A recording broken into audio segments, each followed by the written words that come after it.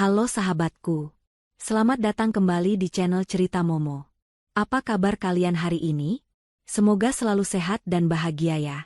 Hari ini, Momo punya satu kisah spesial yang pasti bikin emosi campur aduk, tapi juga memberikan kepuasan yang luar biasa di akhir ceritanya.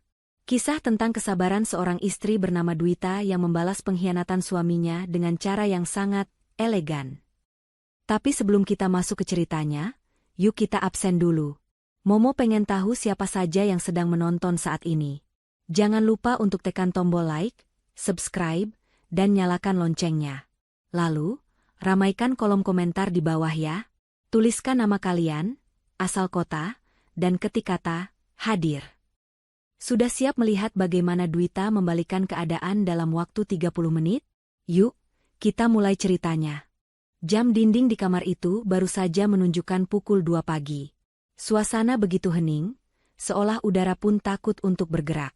Di atas ranjang, Dwita masih memejamkan matanya, namun ia sama sekali tidak tidur. Napasnya diatur sedemikian rupa agar terdengar teratur, seolah-olah ia sedang terlelap dalam mimpi yang panjang. Padahal, telinganya menangkap setiap gerakan kecil yang terjadi di sudut kamar. Suara gesekan kain, bunyi pelan lemari yang dibuka, hingga suara resleting koper yang ditarik perlahan. Suara itu terdengar sangat menyakitkan di telinga Dwita, seakan mengiris hatinya perlahan-lahan. Itu adalah suara suaminya, Farhan. Lelaki yang telah menikahinya selama 10 tahun itu sedang mengemasi barang-barangnya secara diam-diam. Dwita tahu ini akan terjadi. Firasat seorang istri tidak pernah salah, apalagi ditambah dengan bukti-bukti yang selama ini ia kumpulkan dalam diam. Namun, Dwita memilih untuk tetap berbaring mematung. Ia tidak melompat bangun untuk mencegah suaminya. Ia tidak berteriak, tidak menangis, dan tidak memohon agar Farhan tetap tinggal. Dwita membiarkan Farhan berpikir bahwa dirinya adalah istri bodoh yang sedang tertidur pulas saat dunianya sedang diruntuhkan. Beberapa menit kemudian, terdengar langkah kaki Farhan menjauh. Pintu kamar ditutup dengan sangat hati-hati hingga nyaris tak bersuara. Lalu, terdengar suara mesin mobil dinyalakan di garasi, menderu pelan sebelum akhirnya menjauh meninggalkan pekarangan rumah. Barulah saat itu, Dwita membuka matanya. Tidak ada air mata yang jatuh di pipinya. Tatapannya kosong namun tajam, menatap langit-langit kamar yang kini terasa jauh lebih luas. Perlahan, Dwita bangkit dari tempat tidur. Ia berjalan menuju lemari pakaian Farhan. Kosong. Hanya tersisa beberapa gantungan baju yang berayun pelan terkena angin AC, serta bau parfum Farhan yang masih tertinggal samar-samar. Semua pakaian branded, jam tangan mewah, dan dokumen-dokumen penting yang biasa disimpan di brankas kecil di lemari itu, semuanya sudah lenyap. Dwita menghela napas panjang, lalu melirik jam dinding. Pukul 2:10. Ia berjalan keluar kamar, bukan untuk mengejar, melainkan menuju dapur. Dengan tenang, Dwita menyalakan kompor dan menjerang air. Ia mengambil cangkir kesayangannya, memasukkan satu kantong teh celup aroma melati. Gerakannya santai, seolah ini hanyalah rutinitas pagi biasa, bukan malam di mana ia baru saja ditinggalkan oleh suaminya. Tepat 30 menit setelah kepergian Farhan, ponsel Dwita yang tergeletak di meja makan berbunyi. Sebuah notifikasi pesan masuk. Layar ponsel itu menyala terang di ruangan yang remang-remang. Dwita meraih ponselnya. Jantungnya berdetak sedikit lebih kencang, bukan karena takut, tapi karena antisipasi. Di layar itu, terpampang sebuah foto yang baru saja dikirimkan Farhan. Foto itu diambil di bandara. Terlihat wajah Farhan tersenyum lebar, penuh kemenangan. Di sebelahnya, bersandar manja di bahunya, adalah Bella. Wanita itu, mantan sekretaris Farhan, tersenyum mengejek ke arah kamera sambil memamerkan tiket pesawat di tangannya. Di bawah foto itu, ada pesan panjang yang menyertainya. Dwita membacanya dalam hati, kata demi kata. Selamat tinggal wanita tak berguna. Maaf aku tidak membangunkanmu, aku takut kau akan merengek di kakiku. Asal kau tahu, semua hartamu, tabungan kita, dan aset perusahaan sudah aku kuasai. Aku dan Bella akan memulai hidup baru yang jauh lebih layak. Bersiaplah jadi gelandangan besok pagi. Jangan cari aku, kau tidak akan mampu mengejarku. Hening sejenak. Dwita meletakkan ponselnya kembali ke meja. Uap panas mengepul dari cangkir tehnya, menyebarkan aroma melati yang menenangkan. Apakah Dwita marah? Tentu saja ada rasa perih. Pengkhianatan tetaplah luka. Tapi, anehnya, perasaan yang paling mendominasi hatinya saat ini bukanlah kesedihan, melainkan kelegaan yang luar biasa. Ia mengambil cangkir teh itu, meniupnya perlahan, lalu menyesapnya. Hangatnya teh menjalar ke seluruh tubuhnya, memberikan ketenangan yang sudah lama hilang dari rumah tangga ini. Dwita tersenyum tipis. Senyuman yang sangat misterius. Ia menatap layar ponselnya yang kini sudah gelap kembali. Kasihan sekali kamu, Mas Farhan, gumam Dwita pelan, suaranya terdengar jernih di kesunyian malam. Kamu pikir kamu sedang terbang menuju kebebasan dengan membawa semua harta itu? Kamu tidak sadar, 30 menit yang lalu, sebelum kamu melangkah keluar dari pintu rumah ini, aku sudah memastikan bahwa yang kamu bawa bukanlah tiket menuju surga, melainkan tiket menuju kehancuranmu sendiri. Dwita kembali menyesap tehnya, lalu bersandar santai di kursi makan. Rumah ini memang sepi sekarang. Tapi untuk pertama kalinya dalam bertahun-tahun, Dwita tidak merasa kesepian. Ia merasa merdeka. Selamat jalan, masalahku, bisiknya menutup babak pertama kehidupannya yang kelam, dan bersiap menyambut fajar yang akan datang membawa babak baru. Suasana dapur yang hening dini hari itu membawa ingatan Dwita mundur ke belakang, menelusuri lorong waktu ke masa-masa di mana rumah ini belum terasa sesepi kuburan, melainkan riuh oleh ego dan dominasi Farhan. Selama 10 tahun pernikahan mereka, Dwita hidup dalam apa yang orang luar sebut sebagai kesempurnaan.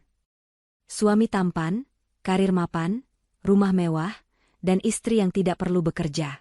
Namun, bagi Dwita, itu semua hanyalah sangkar emas yang perlahan-lahan mencekik lehernya. Farhan selalu memastikan Dwita tahu posisinya.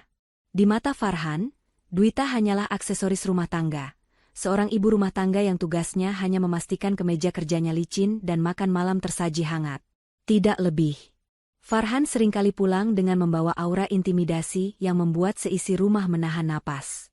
Dwita teringat kejadian 6 bulan lalu, saat benih-benih kecurigaan itu mulai tumbuh subur. Malam itu, Farhan pulang dengan wajah tegang namun matanya berbinar penuh ambisi. Ia melempar tas kerjanya ke sofa, dan langsung memanggil Dwita dengan nada memerintah yang khas. "Bu, sini sebentar," teriaknya dari ruang tengah. Dwita yang sedang melipat pakaian di kamar segera berlari kecil menghampiri suaminya. Ia melihat Farhan mengeluarkan tumpukan berkas tebal dari dalam tasnya. Kertas-kertas itu disebar begitu saja di atas meja kopi.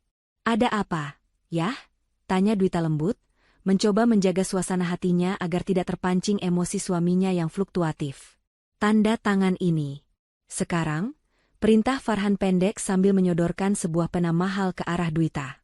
Ia menunjuk bagian bawah sebuah dokumen yang penuh dengan tulisan hukum yang rapat dan kecil-kecil. Dwita mengambil pena itu, namun nalurinya bekerja. Ia tidak langsung membubuhkan tanda tangan. Matanya mencoba memindai judul dokumen tersebut. "Surat pernyataan pengalihan aset," baca Dwita dalam hati. Keningnya berkerut. Ia mencoba membalik halaman sebelumnya untuk memahami konteks surat itu. "Ini surat apa, ya? Kok ada pengalihan aset? Aset yang mana?" tanya Dwita polos. Reaksi Farhan sungguh di luar dugaan, namun sebenarnya sudah menjadi pola yang berulang.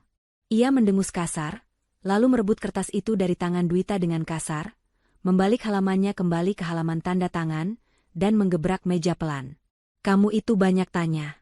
Tinggal tanda tangan saja, apa susahnya? Sih? Kamu pikir kamu bakal ngerti kalau baca isinya? Itu bahasa bisnis, bahasa hukum. Otak ibu rumah tangga kayak kamu nggak akan sampai," bentak Farhan. Wajahnya merah padam, seolah pertanyaan sederhana Dwita adalah sebuah penghinaan besar bagi egonya. Dwita terdiam. Kalimat itu bukan yang pertama kali ia dengar. Sudah ratusan kali Farhan merendahkan intelektualitasnya. Farhan lupa bahwa sebelum menikah, Dwita adalah lulusan terbaik di fakultas ekonominya. Namun, demi berbakti pada suami, Dwita rela mengubur karirnya. Sayangnya, pengorbanan itu justru dijadikan senjata oleh Farhan untuk mengkerdilkannya. "Aku cuma mau tahu, yah, kan ini nama aku yang dipakai," ujar Dwita pelan, masih mencoba bertahan. "Justru karena nama kamu yang dipakai, makanya aku yang atur. Kamu tahu kan bisnisku lagi kencang? Ini cuma formalitas biar pajak kita nggak bengkak. Kamu mau kita bangkrut gara-gara bayar pajak kegedean? Kamu mau fasilitas mewah kamu ini hilang? Ancam Farhan. Ia selalu menggunakan ketakutan akan kemiskinan sebagai alat untuk mengontrol Dwita. Dengan tangan sedikit gemetar, saat itu Dwita akhirnya menandatangani berkas tersebut. Farhan langsung tersenyum puas, menarik kertas itu, dan memasukkannya kembali ke dalam map tanpa membiarkan Dwita melihat salinannya. Nah, gitu dong. Jadi istri itu yang nurut.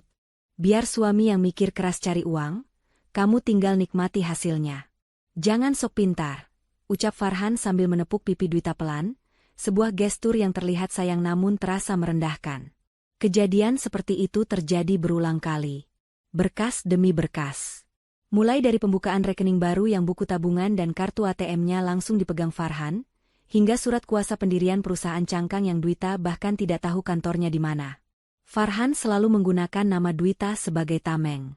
Atas nama istri tercinta, katanya pada rekan-rekannya, padahal tujuannya adalah agar nama Farhan tetap bersih dari segala risiko. Namun, Farhan melakukan kesalahan fatal. Ia meremehkan ketajaman observasi Dwita. Ia pikir karena Dwita diam, berarti Dwita bodoh. Ia tidak tahu bahwa setiap kali Farhan lengah, setiap kali Farhan meninggalkan berkas di meja kerja rumahnya yang tidak terkunci, Dwita membacanya. Dwita mulai sadar bahwa ada yang tidak beres dengan bisnis suaminya. Angka-angka di laporan keuangan yang pernah ia intip tidak masuk akal. Ada aliran dana masuk yang sangat besar dari sumber yang tidak jelas, lalu keluar lagi ke rekening-rekening asing dalam hitungan jam. Dan yang paling mengerikan, pusat dari semua lalu lintas uang mencurigakan itu adalah rekening atas nama Dwita. Malam itu, di dapur yang sunyi, Dwita menyadari bahwa selama ini ia bukan diratukan. Ia sedang dikurbankan. Farhan sedang membangun istana di atas pasir hisap, dan ia menjadikan Dwita sebagai pondasinya. Jika istana itu runtuh, Dwita yang akan tertimbun paling dalam, sementara Farhan akan melompat keluar dengan selamat. Dwita meremas cangkir tehnya erat-erat. Ingatan tentang wajah meremehkan Farhan saat menyuruhnya tanda tangan tanpa membaca membuat darahnya berdesir. Rasa sakit hati karena direndahkan itu perlahan berubah menjadi bahan bakar yang sangat kuat. Kamu bilang aku nggak ngerti, Mas? Batin Dwita sambil menatap pantulan wajahnya di jendela dapur yang gelap. Aku ngerti. Aku sangat ngerti. Justru karena aku ngerti, aku membiarkan kamu merasa menang selama ini. Karena musuh yang paling mudah dihancurkan adalah musuh yang merasa dirinya paling pintar. Flashback itu menegaskan satu hal bagi Dwita. Cintanya pada Farhan sudah mati tepat di saat ia sadar bahwa suaminya tega menjadikannya tumbal demi ambisi keserakahan. Dan malam ini, saat Farhan pergi membawa koper-koper itu, ia sebenarnya sedang membawa lari, bom waktu, yang sudah dirakit sendiri oleh kesombongannya selama bertahun-tahun. Dwita hanya tinggal menunggu waktu ledakannya. Kecurigaan Dwita bukanlah asap tanpa api. Setelah malam di mana ia dipaksa menandatangani tumpukan berkas tanpa boleh membacanya, Dwita berubah. Di depan Farhan, ia tetaplah istri yang patuh dan sedikit lambat. Namun di belakang suaminya, Dwita menjadi seorang penyelidik yang ulung. Kesempatan itu datang 3 bulan yang lalu. Farhan pulang dalam keadaan mabuk berat setelah meeting luar kota, yang ia klaim sangat penting. Ia tertidur pulas di sofa ruang tengah, mendengkur keras dengan tas kerja yang terbuka setengah di sampingnya. Biasanya, Dwita akan merapikan tas itu dan meletakkannya di meja kerja. Tapi malam itu, rasa ingin tahunya mengalahkan rasa takutnya. Dengan tangan gemetar namun gerakan yang cekatan, Dwita mengeluarkan laptop kerja Farhan.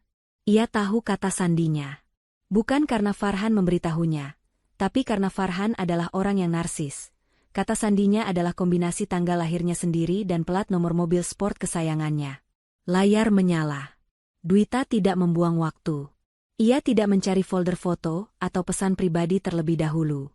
Insting ekonominya menuntun jari jemarinya langsung membuka file laporan keuangan dan aplikasi perbankan yang terhubung otomatis.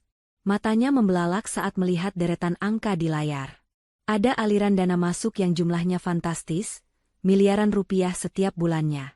Keterangan transaksinya samar, hanya kode-kode aneh seperti Logistik A1 atau Konsultan X. Namun, yang membuat napas Dwita tercekat adalah kemana uang itu bermuara. Uang-uang panas itu masuk sebentar ke rekening perusahaan cangkang, lalu dipindahkan ke rekening pribadi. Dan nama pemilik rekening pribadi itu terpampang jelas di sana, Dwita Anggraini. Tubuh Dwita lemas seketika. Ia membekap mulutnya sendiri agar tidak memekik. Ternyata, rekening yang buku tabungan dan kartu ATM-nya diamankan oleh Farhan selama ini bukan sekadar rekening tabungan biasa. Itu adalah tempat penampungan uang hasil kejahatan. Farhan menggunakan identitas Dwita sebagai tong sampah untuk mencuci uang kotornya.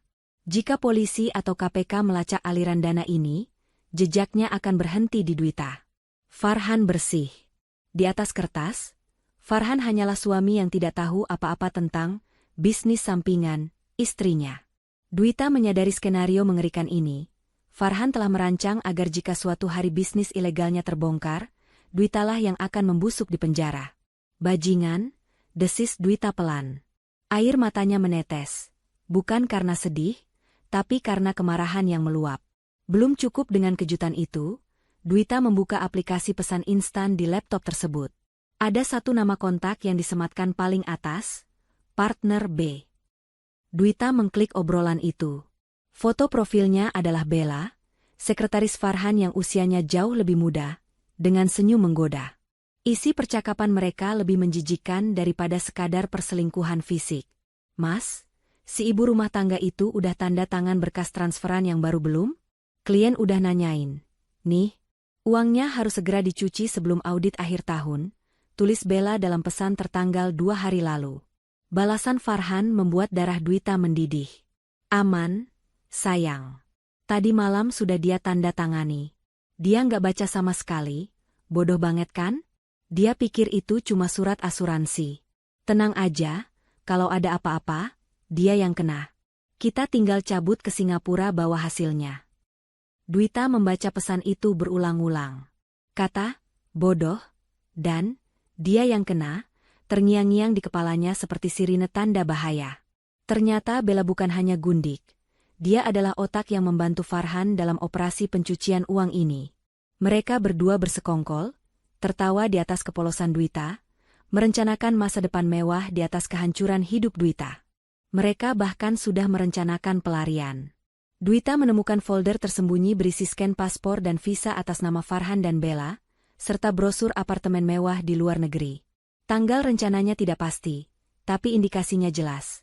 Begitu uang terkumpul cukup banyak dan situasi mulai panas, mereka akan pergi dan membiarkan Dwita menghadapi hukum sendirian. Malam itu, di hadapan laptop yang bersinar terang, Dwita tidak lagi melihat Farhan sebagai suaminya.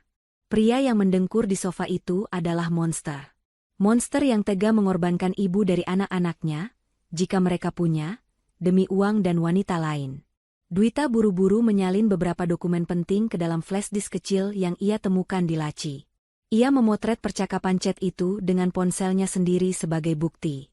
Setelah selesai, ia mengembalikan laptop itu ke posisi semula, persis seperti bagaimana Farhan meninggalkannya.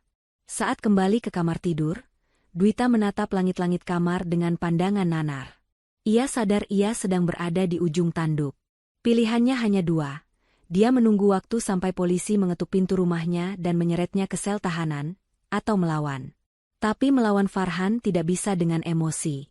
Farhan licik, punya uang, dan punya kuasa. Jika Dwita minta cerai sekarang dan menuntut pembagian harta, Farhan pasti akan memutarbalikkan fakta dan menggunakan bukti-bukti palsu itu untuk menjebloskan Dwita lebih dulu. Aku harus cerdas, bisik Dwita pada kegelapan malam. Aku harus keluar dari jebakan ini tanpa lecet sedikitpun. Malam itu menjadi titik balik. Dwita yang penurut telah mati. Yang tersisa kini adalah Dwita yang sedang menyusun strategi perang. Ia harus menemukan celah hukum untuk membalikkan keadaan. Dan untuk itu, ia butuh bantuan seseorang yang mengerti hukum lebih baik daripada Farhan. Seseorang dari masa lalu yang bisa ia percayai. Nama Pak Dharma, pengacara tua sahabat mendiang ayahnya, terlintas di benaknya. Besok, ia harus menemui beliau. Tidak ada waktu untuk menangis. Waktu terus berjalan, dan Dwita harus bergerak lebih cepat daripada rencana jahat suaminya. Keesokan harinya, Langit Jakarta tampak mendung, seolah mewakili kemelut yang sedang berkecamuk di dada Dwita. Ia memilih sebuah kedai kopi tua di daerah Cikini untuk bertemu dengan Pak Dharma. Tempat itu jauh dari jangkauan teman-teman sosialita Farhan maupun mata-mata kantornya. Musik jazz lawas mengalun pelan, beradu dengan suara mesin penggiling kopi. Dwita duduk di sudut ruangan yang paling remang, mengenakan kacamata hitam dan syal yang menutupi sebagian wajahnya. Tangannya menggenggam erat tas berisi flash disk yang ia salin semalam. Tak lama kemudian, lonceng pintu berbunyi. Seorang pria paruh baya berambut putih dengan setelan batik rapi masuk. Itu Pak Dharma, pengacara kepercayaan mendiang ayah Dwita yang sudah dianggapnya seperti paman sendiri. Setelah memesan kopi hitam tanpa gula, Pak Dharma langsung menatap Dwita dengan sorot mata kebapakan yang hangat namun serius. "Ceritakan semuanya, Dwita. Bapak tahu kamu tidak akan minta bertemu mendadak begini kalau tidak ada masalah besar." Dwita menarik napas panjang, lalu tanpa banyak bicara, ia menyodorkan flash disk dan beberapa lembar foto hasil cetakan percakapan Farhan dan Bella. Pak Dharma membuka laptopnya, memasukkan flash disk itu, dan mulai membaca dokumen-dokumen digital yang ada di dalamnya. Hening. 15 menit berlalu tanpa suara selain bunyi klik mouse dan helaan napas berat Pak Dharma.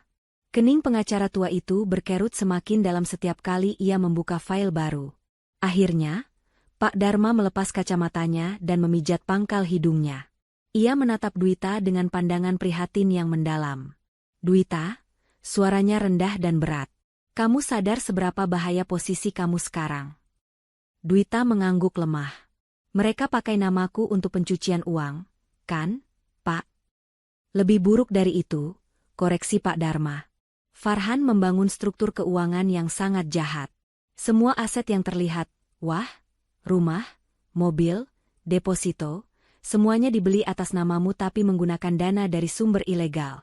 Sementara utang perusahaan dan tunggakan pajak yang jumlahnya puluhan miliar, juga dialihkan ke namamu lewat surat-surat yang kamu tanda tangani tanpa baca itu."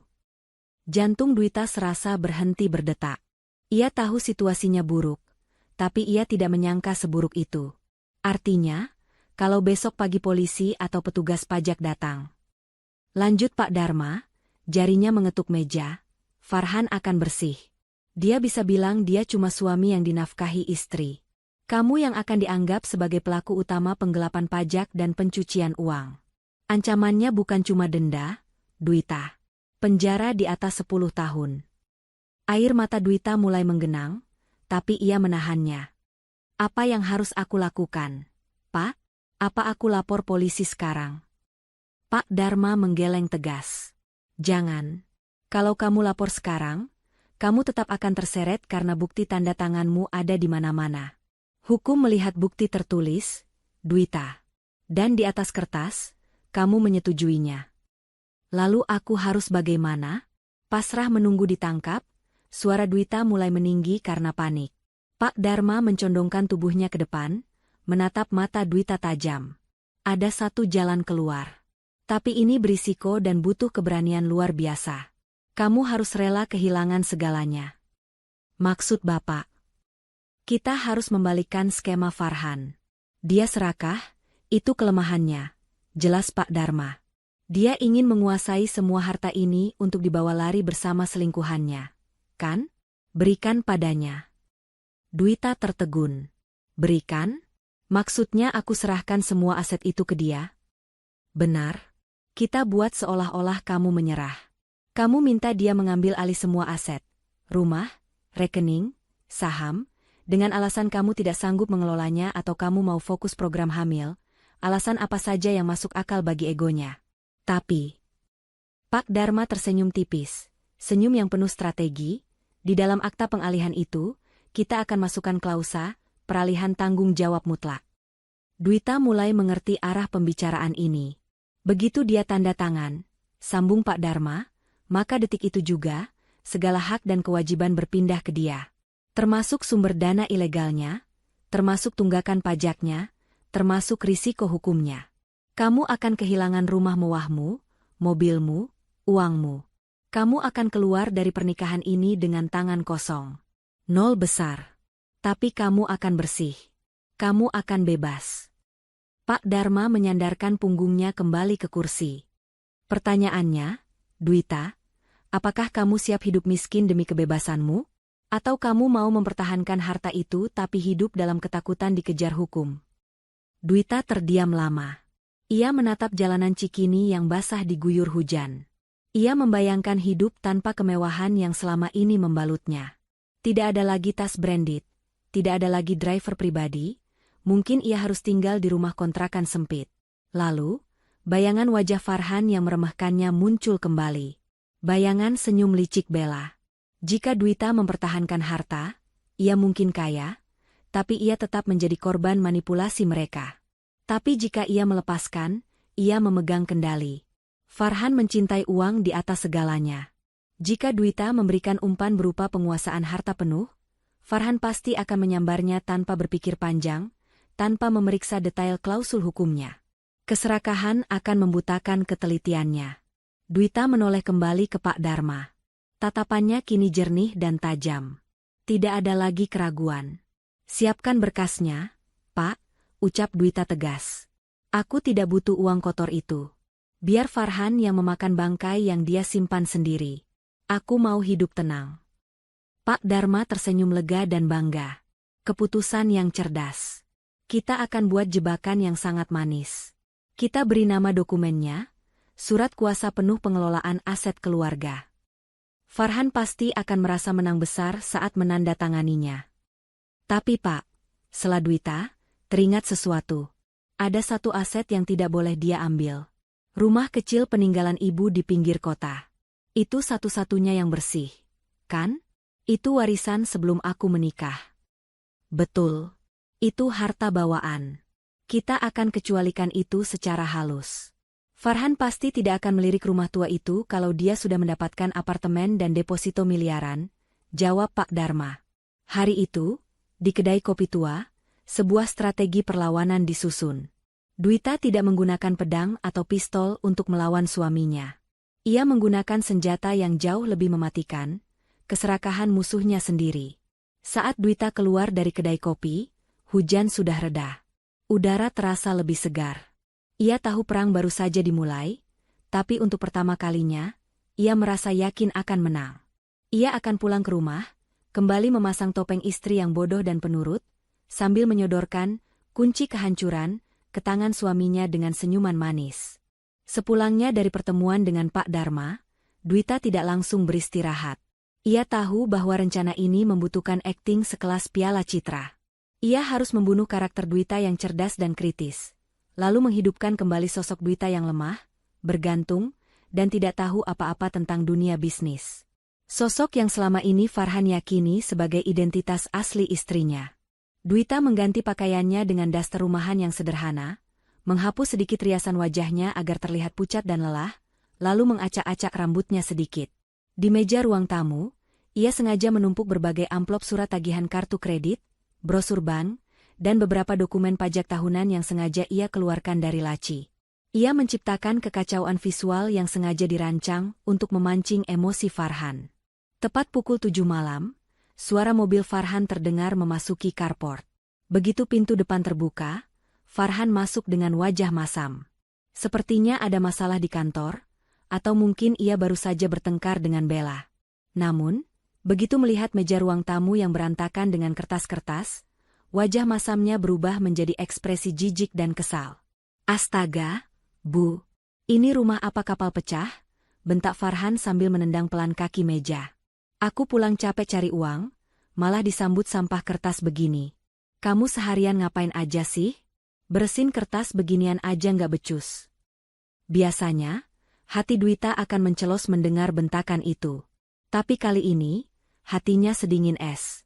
Ia memasang wajah panik, tangannya gemetar memegang sebuah amplop surat dari bank. Maaf, yah, aku pusing banget. Suara Dwita dibuat bergetar, terdengar seperti orang yang hampir menangis karena putus asa. Dari pagi telepon rumah bunyi terus. Orang bank nanyain konfirmasi transaksi lah. Orang pajak kirim surat peringatan lah. Aku baca satu paragraf aja udah nggak ngerti artinya apa.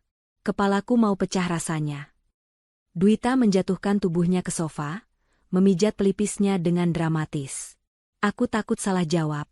Yah, nanti kalau aku salah ngomong, kamu juga yang marah. Aku capek diteror angka-angka yang aku nggak paham. Farhan mendengus, melempar tas kerjanya ke kursi. Ia menatap istrinya dengan tatapan merendahkan yang sangat familiar. Ya ampun, begitu saja pusing. Makanya otak itu dipakai. Itu kan cuma urusan administrasi dasar. Aku nggak secerdas kamu, yah? Potong Dwita, sedikit meninggikan suara, bukan untuk melawan, tapi untuk menekankan ketidakberdayanya. Aku cuma ibu rumah tangga biasa. Aku nggak bakat urus ginian. Daripada aku stres dan nanti malah bikin kesalahan fatal yang rugiin kamu. Dwita menahan napas, lalu melontarkan umpan utamanya. Gimana kalau semua aset yang atas nama aku, dibalik nama ke kamu aja? Semuanya. Rumah ini, deposito, saham, semuanya. Hening. Farhan yang tadinya hendak melonggarkan dasi, tiba-tiba berhenti bergerak. Matanya menyipit, menatap Dwita dengan penuh selidik.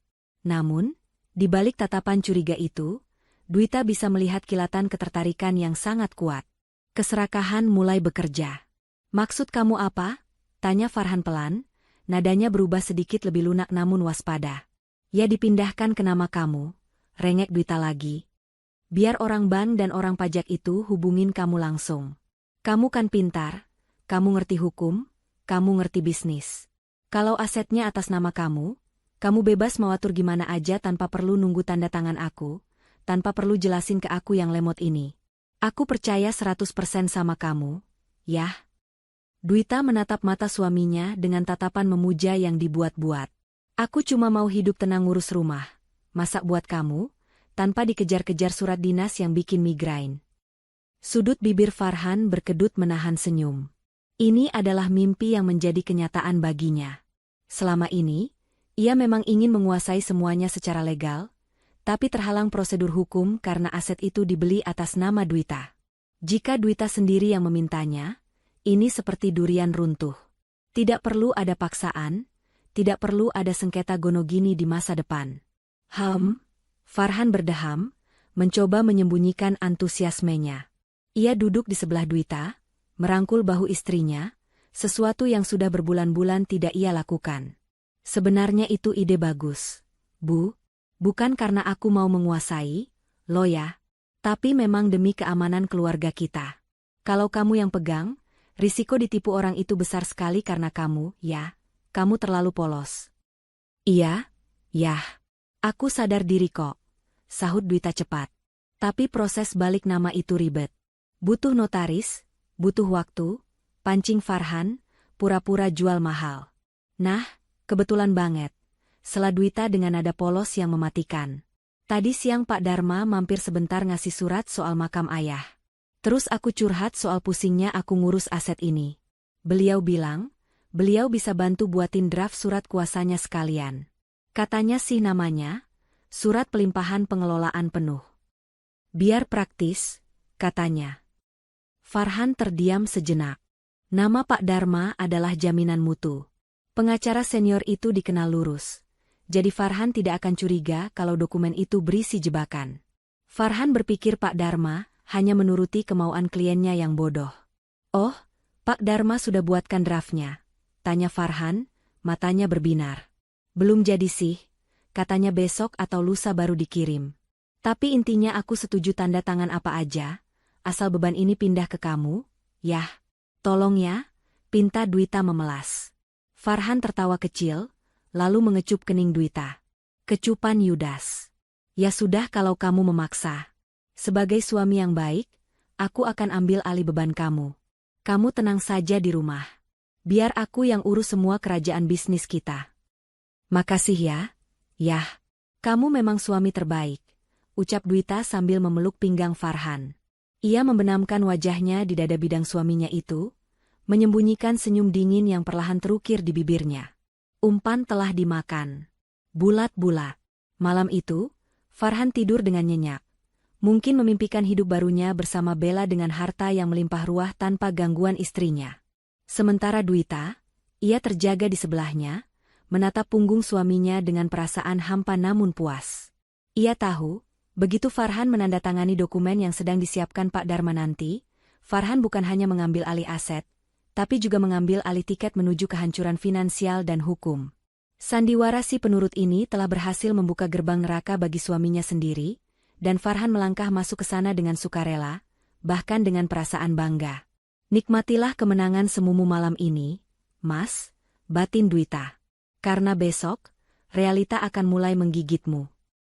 Keesokan harinya, di sebuah restoran mewah di kawasan SCBD, Farhan duduk berhadapan dengan Bella. Makan siang itu seharusnya menjadi momen romantis. Tapi aroma keserakahan lebih pekat tercium daripada aroma steak mahal yang tersaji di meja. Farhan baru saja menceritakan kejadian semalam, tentang betapa mudahnya Dwita menyerah dan memintanya mengambil alih semua aset. Bella hampir tersedak minumannya saking senangnya. Matanya berbinar licik, seolah melihat tumpukan emas jatuh dari langit.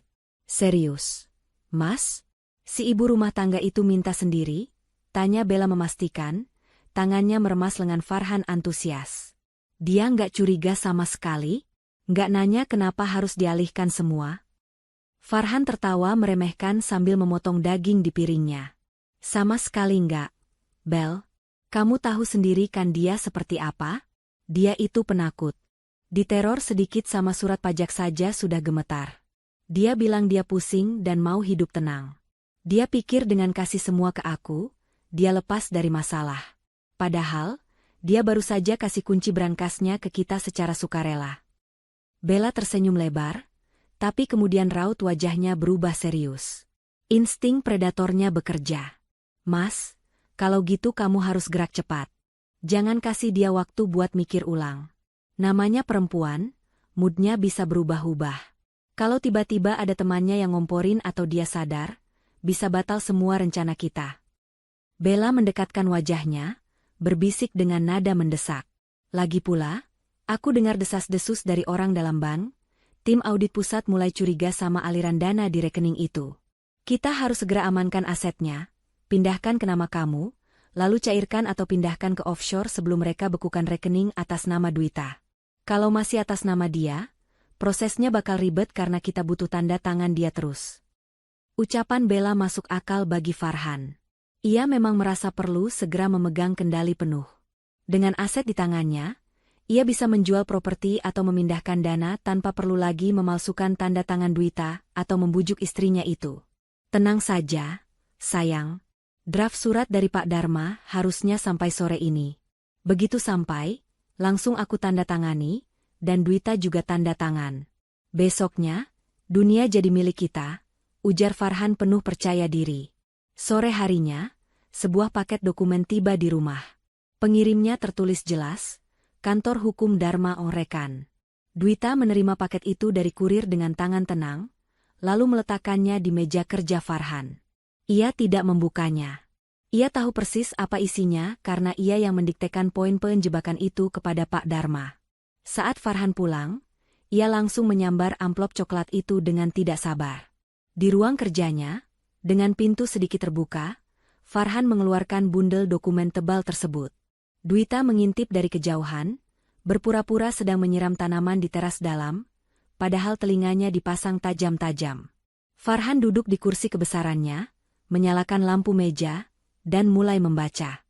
Judul dokumen itu tertulis dengan huruf kapital tebal, Akta Pemindahan Hak dan Pengelolaan Aset.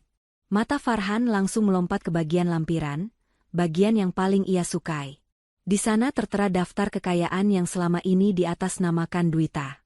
Rumah utama di Pondok Indah. 2 unit apartemen di Jakarta Selatan. Portofolio saham senilai 5 miliar rupiah. 3 rekening bank prioritas. 2 mobil mewah Eropa. Senyum Farhan merekah lebar.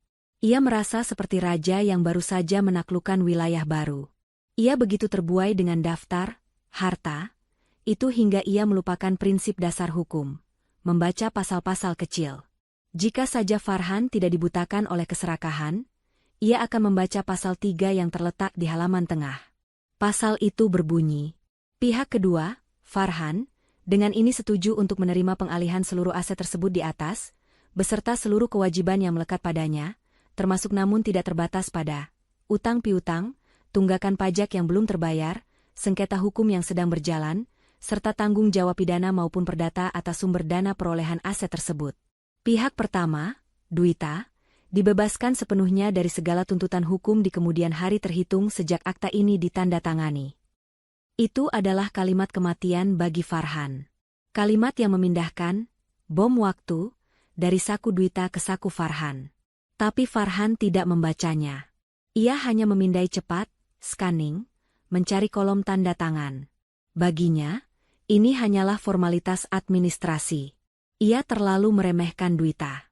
Ia berpikir, mana mungkin istri yang bodoh itu bisa merancang jebakan hukum serumit ini?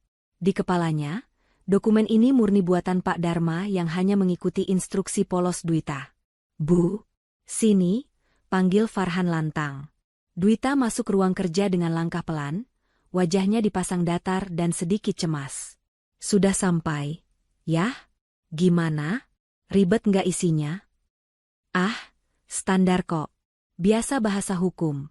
Muter-muter, jawab Farhan enteng sambil mengambil pena emasnya. Intinya semua aset pindah ke aku, jadi kamu nggak perlu pusing lagi kalau ada surat tagihan atau pajak. Kamu tinggal duduk manis. Beneran? Ya? Aduh, makasih banget. Dwita menghela napas lega yang dibuat-buat. Aku takut banget kalau disuruh baca tebal begitu. Aku tanda tangan di mana? Farhan menunjuk kolom di halaman terakhir. Di sini, di atas materai. Tulis nama lengkap. Dengan tangan yang sengaja dibuat sedikit gemetar, seolah gugup melepas hartanya, Dwita membubuhkan tanda tangannya. Coretan tinta itu bukan sekadar nama, melainkan segel kemerdekaannya. Detik pena itu terangkat dari kertas, Dwita resmi menjadi orang miskin secara materi, namun bebas secara hukum. Setelah Dwita, giliran Farhan. Dengan gerakan gagah dan penuh percaya diri, ia menorehkan tanda tangannya di kolom penerima kuasa. Sre, sre. Suara goresan pena Farhan terdengar begitu merdu di telinga Dwita.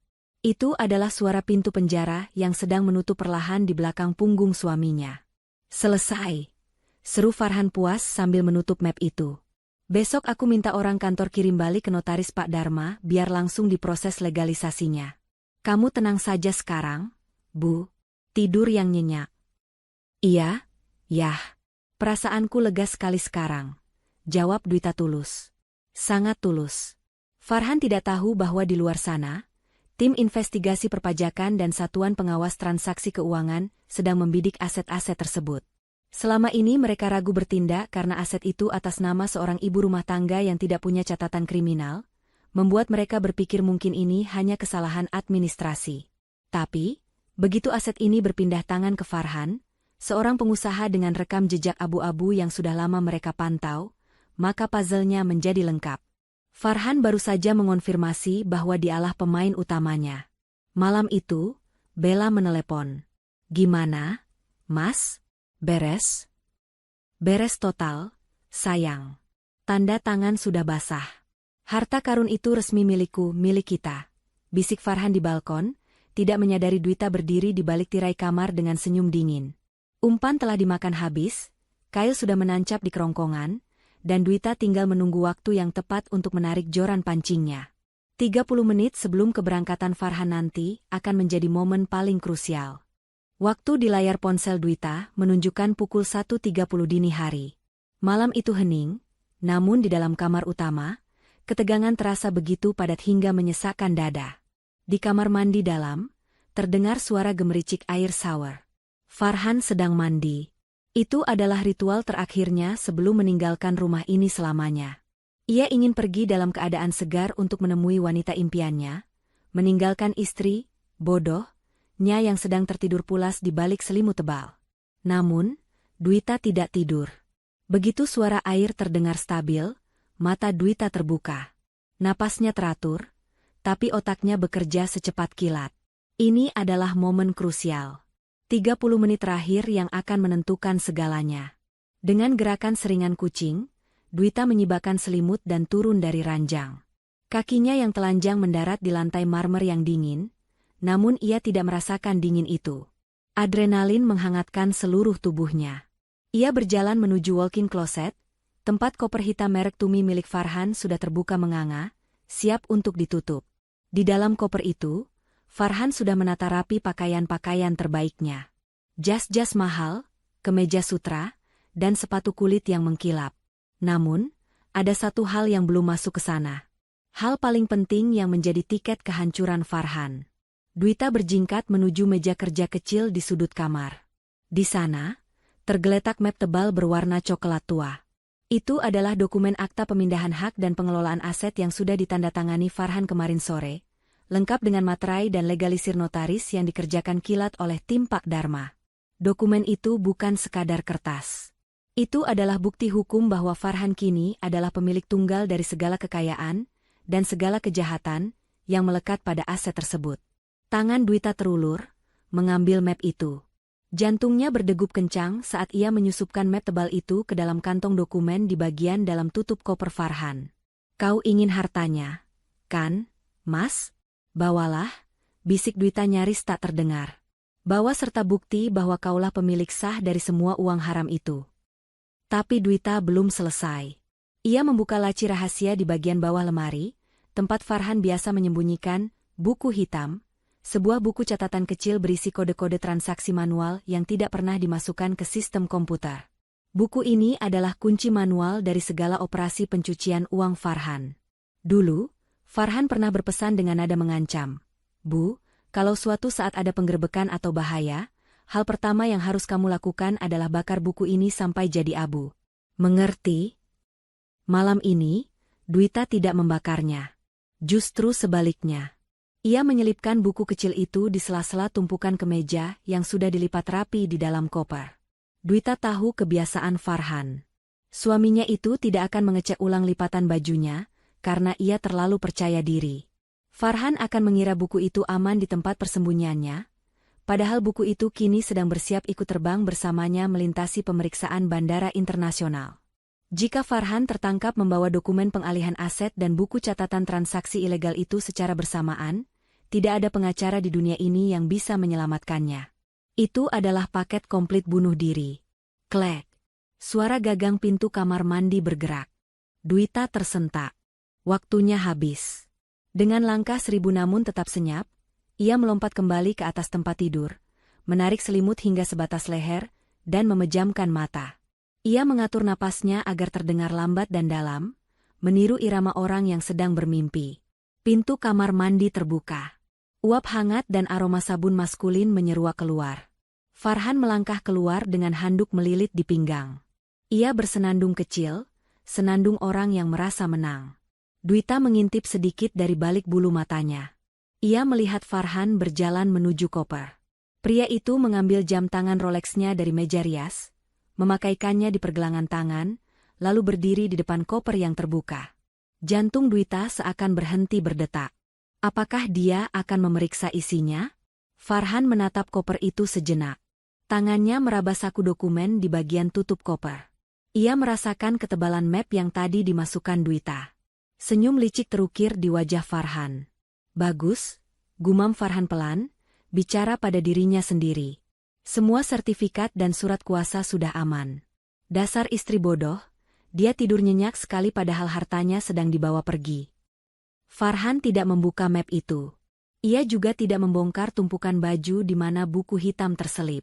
Rasa percaya dirinya yang setinggi langit membuatnya lengah. Ia langsung menutup resleting koper itu dengan mantap. ZRRT. Suara resleting itu terdengar seperti musik di telinga Dwita. Koper itu kini bukan lagi sekadar tas perjalanan. Itu adalah peti mati bagi masa depan Farhan, dan Farhan sendiri yang menutupnya. Farhan bergegas berpakaian. Ia mengenakan jaket kulit favoritnya, menyisir rambutnya ke belakang dengan rapi, dan menyemprotkan parfum mahal. Ia tampak seperti eksekutif muda yang sukses, siap menaklukkan dunia. Ia tidak sadar bahwa ia sedang berdandan untuk foto mugshot kepolisian. Sebelum keluar, Farhan mendekati tempat tidur. Ia berdiri di samping sisi tempat Dwita berbaring. Dwita bisa merasakan tatapan suaminya. Ada jeda beberapa detik. Apakah Farhan merasa bersalah? Apakah ada sedikit rasa penyesalan meninggalkan wanita yang sudah menemaninya 10 tahun? "Maaf ya, Bu," bisik Farhan, tapi nada suaranya kering, tanpa emosi. Kamu terlalu membosankan buat aku. Aku butuh tantangan, dan kamu cuma beban. Farhan berbalik, menarik pegangan kopernya. Roda koper itu menggelinding pelan di atas karpet tebal, meredam suaranya. Farhan berjalan menuju pintu keluar kamar tanpa menoleh lagi. Pintu tertutup perlahan. Klik. Dwita membuka matanya lebar-lebar di kegelapan. Tidak ada rasa sakit mendengar ucapan terakhir suaminya tadi. Kalimat, "Kamu cuma beban," justru menjadi konfirmasi terakhir bahwa keputusannya sudah benar. Ia melirik jam dinding lagi. Pukul 1.55. Farhan butuh waktu sekitar 5 menit untuk memanaskan mobil dan keluar dari garasi. Lalu butuh waktu sekitar 30-40 menit untuk sampai ke bandara di jam segini yang jalanannya lengang. Dwita bangun, duduk di tepi ranjang, dan menyalakan lampu tidur. Cahaya kuning temaram menerangi wajahnya yang tenang namun dingin. Ia meraih ponselnya. Satu pesan sudah ia siapkan di draft, ditujukan untuk nomor pribadi Pak Dharma. Isinya singkat. Burung sudah terbang membawa sangkar yang terkunci. Silakan lepaskan pemburunya. Dwita menekan tombol kirim. 30 menit dari sekarang, saat Farhan sampai di bandara dan bertemu Bella, mereka akan merayakan kemenangan semu mereka. Farhan akan mengirimkan foto penghinaan itu. Dan saat itulah, Dwita akan tersenyum membaca pesannya. Mengetahui bahwa di terminal keberangkatan itu, nama Farhan sudah masuk dalam sistem Red Notice imigrasi berkat koordinasi diam-diam Pak Dharma dengan pihak berwajib sejak kemarin sore. Dwita berjalan ke jendela, menyibakkan tirai sedikit. Di bawah sana, mobil SUV hitam Farhan perlahan bergerak mundur keluar dari gerbang. Lampu belakang mobil itu merah menyala, membelah kegelapan malam, lalu menghilang di tikungan jalan. "Selamat jalan, Mas," ucap Dwita datar. "Hati-hati di jalan. Semoga kamu suka kejutan di akhir perjalananmu." Suara deru mesin mobil Farhan benar-benar telah lenyap ditelan kejauhan. Keheningan kembali menyelimuti rumah besar di kawasan Pondok Indah itu, namun kali ini, kualitas heningnya berbeda. Bukan lagi keheningan yang mencekam karena takut salah bicara atau takut memecahkan barang, melainkan keheningan yang damai. Seperti udara pagi setelah badai besar berlalu semalaman. Dwita tidak kembali tidur. Ia berjalan perlahan menyusuri lorong rumahnya. Kakinya melangkah pasti menuju ruang tengah. Dinyalakannya semua lampu, satu persatu, hingga ruangan yang biasanya remang-remang karena Farhan suka suasana eksklusif, itu kini terang benderang. Ia berdiri di tengah ruang tamu, merentangkan kedua tangannya lebar-lebar, lalu memutar tubuhnya pelan. "Kosong," bisiknya sambil tersenyum. Rasanya aneh. Secara fisik, perabotan mewah itu masih ada di sana. Sofa kulit impor, lukisan abstrak mahal, guci keramik setinggi manusia. Semuanya masih ada. Tapi rasanya kosong. Aura dominasi, intimidasi, dan energi negatif yang selama 10 tahun terakhir menyesakkan dada Dwita, telah ikut pergi bersama koper hitam Farhan. Rumah ini terasa sangat lapang. Napas Dwita terasa ringan, seolah paru-parunya baru saja mendapatkan kapasitas 2 kali lipat lebih besar. Ia sadar, selama ini bukan luas bangunan yang membuatnya sesak, melainkan kehadiran manusia yang tidak pernah menghargainya. Sementara itu, di jalan tol menuju Bandara Soekarno-Hatta, Farhan memacu mobilnya dengan kecepatan tinggi. Musik upbeat menghentak dari sistem audio mobilnya, seirama dengan detak jantungnya yang memburu karena kegembiraan. Ia merasa seperti remaja yang baru saja berhasil kabur dari asrama sekolah. Akhirnya, teriak Farhan sambil memukul setir dengan riang. "Akhirnya gue bebas dari perempuan membosankan itu." Pikirannya sudah melayang jauh ke Singapura, lalu lanjut ke Eropa. Ia membayangkan hidup barunya bersama Bella. Tidak ada lagi sandiwara menjadi suami yang baik, tidak ada lagi sembunyi-sembunyi. Dan yang paling penting, ia membawa kunci kerajaan bersamanya. Dokumen pengalihan aset itu tersimpan aman di koper di kursi belakang. Ia merasa jenius. Ia merasa tak tersentuh. Sesampainya di Terminal 3 keberangkatan internasional, Farhan memarkir mobilnya sembarangan di area drop-off. Ia tidak peduli. Mobil itu juga atas nama Dwita, biar saja nanti diderek atau ditilang. Itu bukan urusannya lagi. Ia menurunkan koper hitamnya dengan semangat. Langkahnya lebar-lebar memasuki lobi keberangkatan. Dari kejauhan, ia sudah melihat sosok Bella. Wanita itu berdiri di dekat tiang pilar, mengenakan coat berwarna krem dan kacamata hitam yang disampirkan di kepala, terlihat stylish dan mencolok. "Sayang," panggil Farhan. Bella menoleh, wajahnya langsung cerah. Ia berlari kecil menghampiri Farhan dan langsung memeluknya erat. Tidak peduli dengan tatapan orang-orang di sekitar bandara yang mulai ramai di jam sibuk dini hari. "Kamu telat 10 menit, aku udah deg-degan tahu." Rengek Bella manja, tapi matanya langsung melirik ke arah koper di tangan Farhan. "Bawa, kan?" Farhan menepuk koper tumi itu dengan bangga. "Aman. Semuanya ada di sini. Sertifikat, surat kuasa, token bank, sampai buku catatan keramat itu. Kita kaya raya, Bel. Kita menang telak." Bella memekik tertahan, lalu mencium pipi Farhan. Gila ya si ibu rumah tangga itu.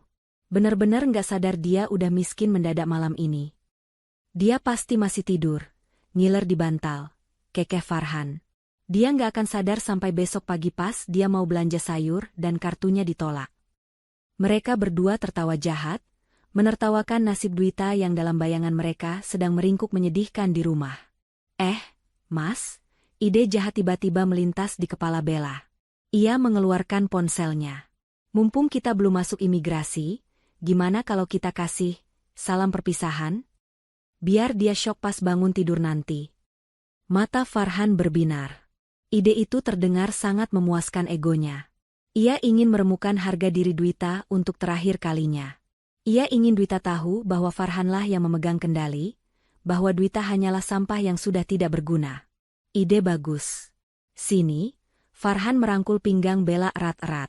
Mereka berdua membelakangi papan petunjuk keberangkatan internasional sebagai latar belakang.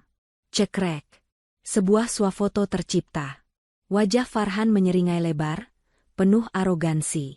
Bella tersenyum mengejek sambil memamerkan tiket pesawat first class di tangannya. Farhan segera membuka aplikasi pesan. Ia mencari kontak istrinya yang ia namai Ibu Negara di ponselnya, sebuah nama kontak yang sarkastik. Jari jemarinya menari lincah di atas layar, mengetikkan kalimat-kalimat yang sudah lama ia pendam. "Selamat tinggal wanita tak berguna. Maaf aku tidak membangunkanmu, aku takut kau akan merengek di kakiku. Asal kau tahu, semua hartamu, tabungan kita, dan aset perusahaan sudah aku kuasai. Aku dan Bella akan memulai hidup baru yang jauh lebih layak. Bersiaplah jadi gelandangan besok pagi. Jangan cari aku, kau tidak akan mampu mengejarku. Send." Tanda centang 1 berubah menjadi centang 2 abu-abu. Pesan terkirim. "Mampus," gumam Farhan puas. "Rasakan itu." Kembali ke rumah yang sunyi. Di dapur, Dwita baru saja menuangkan air panas ke cangkir tehnya ketika ponselnya bergetar di atas meja makan. Ia tidak terkejut. Ia sudah menunggunya. Sesuai prediksi waktu yang ia hitung, Farhan pasti sudah sampai di bandara sekarang. Dwita meletakkan tekonya perlahan. Ia mengambil ponsel itu dan membuka notifikasi pesan yang masuk. Foto itu muncul. Wajah suaminya dan wanita simpanannya. Lalu kalimat-kalimat hinaan itu. Dwita membacanya tanpa ekspresi. Tidak ada sakit hati. Tidak ada air mata yang tumpah. Hinaan itu bagaikan angin lalu yang menerpa tembok beton kokoh. Justru, setiap kata kasar yang Farhan tulis semakin meyakinkan Dwita bahwa pria itu memang pantas mendapatkan apa yang akan terjadi sebentar lagi. "Wanita tak berguna, ya?" gumam Dwita sambil tersenyum miris menatap layar ponsel. "Wanita tak berguna inilah yang baru saja menyelamatkan dirinya sendiri dari neraka yang kamu buat, Mas." Ia melihat jam dinding. Pukul 2.40 pagi. Dwita teringat percakapannya dengan Pak Dharma sore tadi. "Tim kami sudah berkoordinasi dengan pihak imigrasi bandara, Bu Dwita. Begitu paspor suami Anda dipindai di pintu pemeriksaan otomatis atau manual, sistem red notice akan menyala. Karena dia membawa dokumen pengalihan aset yang menyatakan dia bertanggung jawab atas utang pajak miliaran dan pencucian uang, maka statusnya adalah tersangka pelarian yang membawa barang bukti." Dwita menyeruput teh melatinya.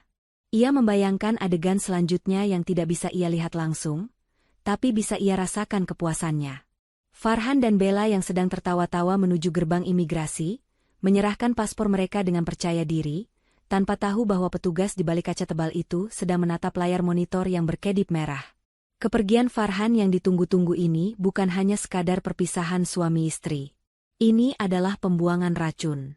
Rumah ini, hidup Dwita, dan masa depannya, kini bersih.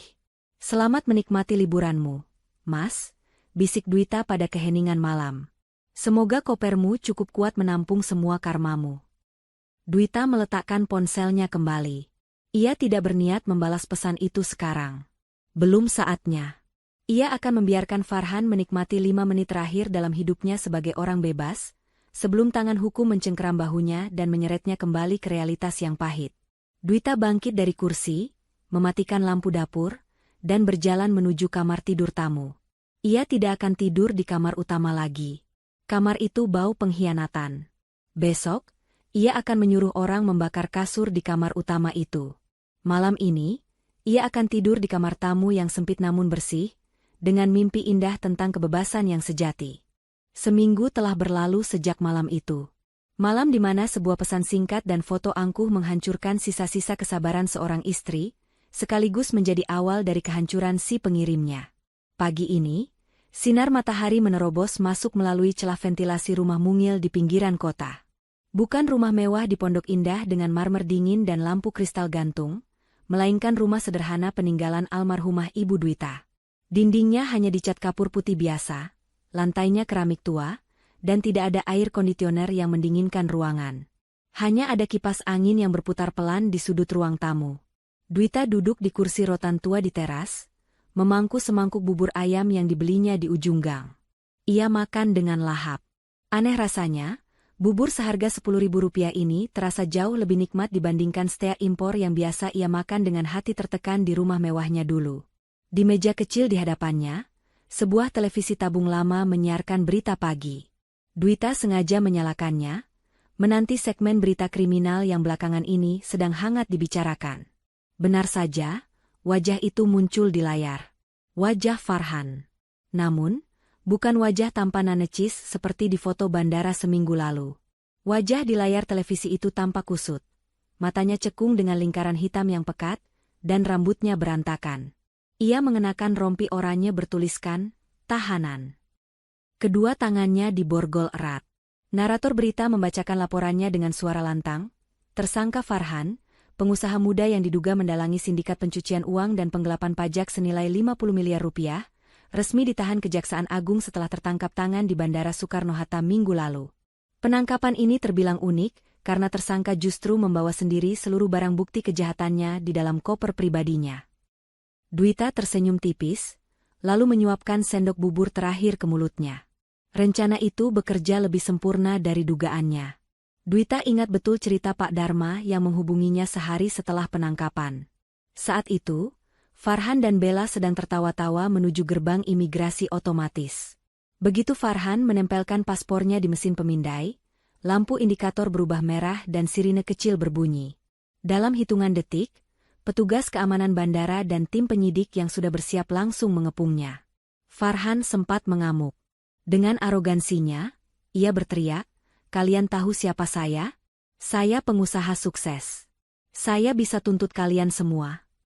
Namun, arogansi itu runtuh seketika saat petugas membuka koper tumi hitamnya.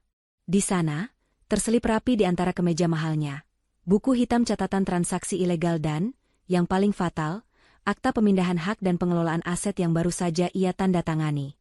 Polisi bahkan tidak perlu bekerja keras mencari bukti. Farhan, dengan keserakahannya, telah memeluk bukti itu erat-erat. Dokumen yang ia banggakan sebagai surat kemenangan, itu justru menjadi surat pengakuan dosa. Di dokumen itu tertulis jelas bahwa Farhanlah pemilik tunggal dan penanggung jawab penuh atas semua aliran dana di rekening-rekening bermasalah itu. Tanda tangannya yang masih basah di atas materai menjadi bukti mutlak yang tidak bisa disangkal oleh pengacara manapun. Dan Dwita bersih. Pasal dalam dokumen itu secara hukum telah membebaskan Dwita dari segala tuntutan, karena Farhan telah mengambil alih tanggung jawab mutlak. Farhan berniat mengambil hartanya, tapi tanpa sadar ia juga memborong hukuman penjaranya. Lalu bagaimana dengan Bella? Di layar televisi, kamera wartawan sempat menangkap sosok wanita yang menutupi wajahnya dengan tas tangan, digiring keluar dari kantor polisi untuk diperiksa sebagai saksi. Itu Bella. Kabarnya, di bandara saat penangkapan terjadi, Bella melakukan hal yang sangat memalukan. Begitu petugas memborgol Farhan dan menyatakan bahwa semua aset Farhan dibekukan negara, wajah Bella pucat pasi. Cinta mati yang ia agung-agungkan ternyata seumur jagung. Di depan petugas, Bella berteriak histeris, "Saya tidak tahu apa-apa. Saya cuma sekretarisnya. Saya cuma diajak liburan. Pak, tolong jangan bawa saya, laki-laki ini yang menipu saya." Farhan hanya bisa menatap nanar wanita yang demi dirinya, ia rela mencampakkan istri sahnya. Bella, gundik yang ia banggakan, meninggalkannya tepat di detik pertama kapal itu karam. Bella bahkan menyerahkan ponselnya sendiri kepada polisi untuk membuktikan bahwa Farhanlah otak di balik semuanya, demi menyelamatkan dirinya sendiri dari jeratan hukum sebagai komplotan. Pengkhianat dikhianati oleh pengkhianat. Sebuah siklus karma yang puitis. Dwita mematikan televisi. Ia tidak perlu melihat lebih lama lagi. Baginya, Farhan sudah menjadi masa lalu. Rumah mewah di Pondok Indah, mobil-mobil Eropa, apartemen, dan semua perhiasan yang dibeli dengan uang kotor itu kini sudah disita oleh negara. Dwita keluar dari pernikahan itu, tanpa membawa 1 rupiah pun dari harta Gonogini. Orang luar mungkin melihat Dwita sebagai wanita yang malang. Janda yang jatuh miskin, terusir dari istananya, dan hidup di rumah petak tua. Teman-teman sosialitanya dulu mungkin sedang menertawakannya di grup arisan. Tapi Dwita tidak peduli. Ia berdiri, merapikan mangkuk buburnya, dan berjalan masuk ke dalam rumah. Di ruang tengah yang sempit itu, ia merasa jauh lebih kaya daripada sebelumnya. Ia tidak punya uang miliaran, tapi ia punya sesuatu yang tidak dimiliki Farhan, ketenangan. Ia tidak perlu takut setiap ada ketukan di pintu. Ia tidak perlu was-was setiap mendengar berita tentang perpajakan. Ia tidak perlu berpura-pura bodoh demi menjaga ego seorang pria narsis. Di atas meja rias ibunya yang sudah kusam, tergeletak sebuah amplop surat. Itu adalah surat panggilan dari pengadilan agama. Proses perceraiannya sedang berjalan. Karena Farhan dipenjara dan aset sudah disita, prosesnya diprediksi akan sangat cepat dan fair stake, putusan tanpa kehadiran tergugat. Dwita menatap pantulan dirinya di cermin retak itu. Wajahnya polos tanpa make-up tebal, rambutnya diikat asal. Tapi matanya bersinar hidup. "Kamu berhasil, Dwita," bisiknya pada bayangan di cermin. "Kamu selamat dari reruntuhan gedung yang terbakar tanpa luka bakar sedikitpun." Hari ini, Dwita berencana menanam bunga di halaman depan yang kecil. Kegiatan sepele yang dulu dilarang Farhan karena dianggap kotor dan kampungan. Sekarang, tidak ada lagi yang melarangnya. Tangannya akan kotor oleh tanah, bukan oleh uang haram. Dan bagi Dwita, itu adalah kemewahan yang sesungguhnya.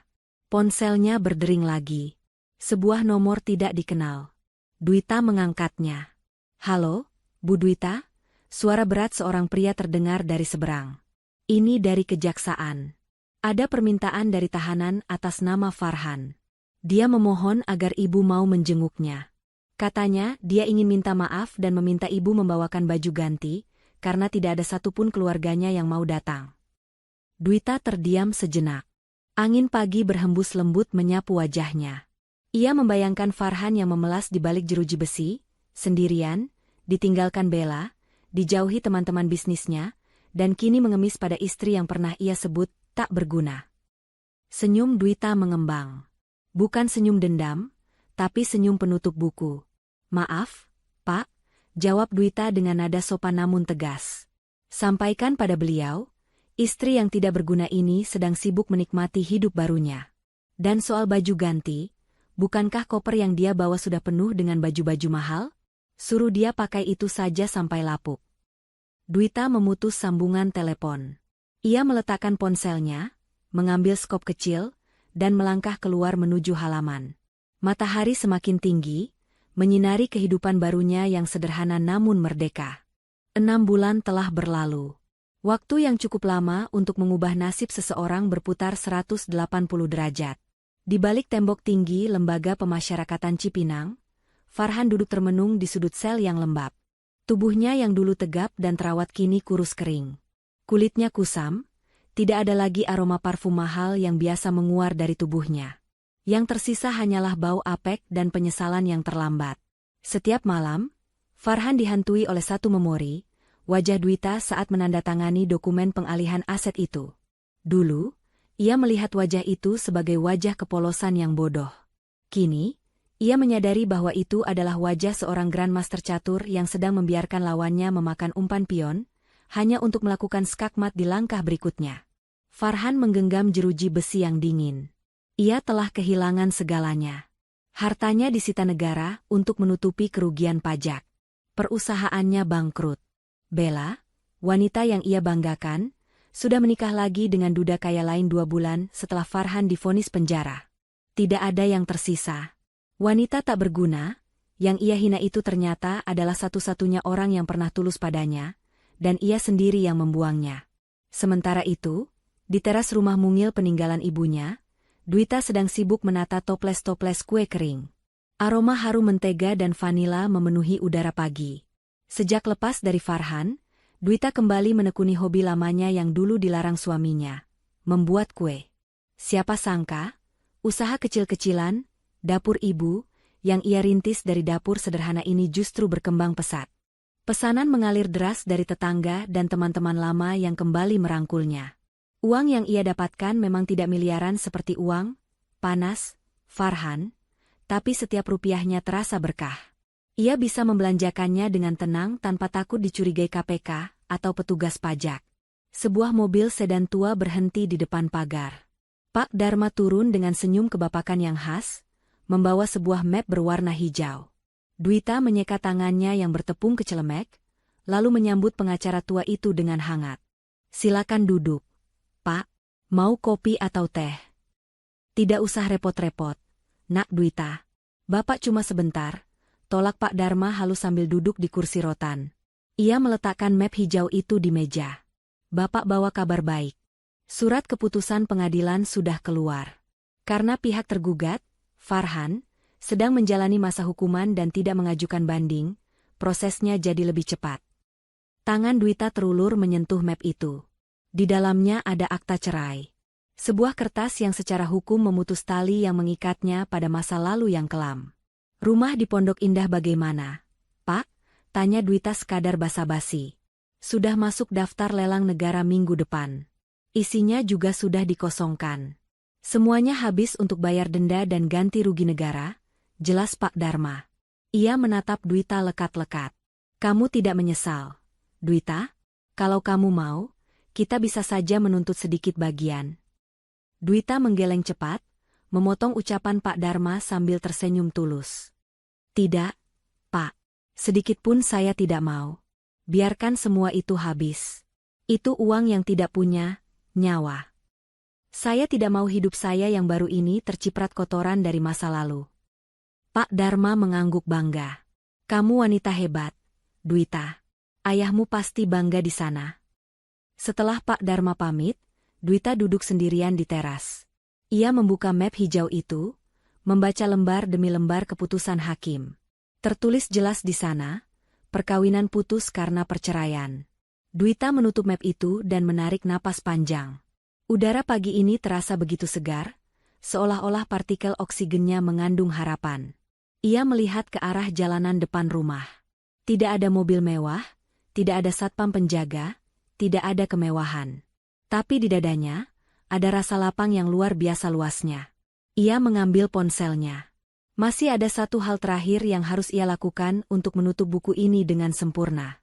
Ia membuka daftar blokir kontaknya. Di sana ada nomor Farhan, yang kini dipegang oleh pengacaranya di penjara yang terus-menerus mengirim pesan minta tolong.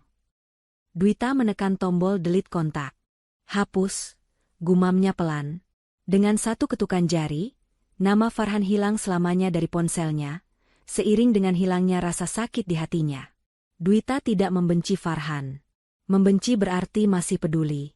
Dwita sudah sampai di tahap yang lebih tinggi, ia tidak peduli. Farhan baginya kini hanyalah orang asing yang pernah numpang lewat dalam episode hidupnya, memberikan pelajaran berharga tentang bagaimana caranya berdiri di atas kaki sendiri. Matahari mulai meninggi. Cahayanya menerpa wajah Dwita, membuatnya bersinar keemasan.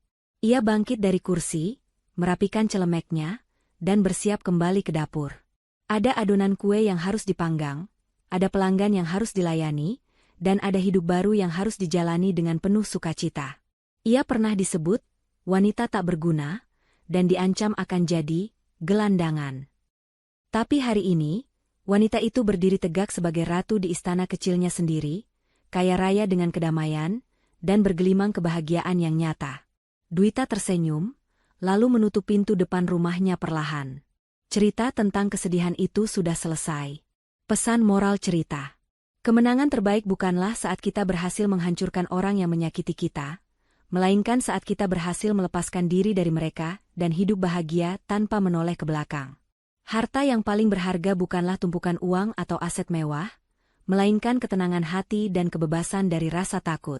Orang yang serakah akan jatuh oleh keserakahannya sendiri, sementara orang yang sabar dan cerdas akan menemukan jalan kemenangannya dengan cara yang tak terduga.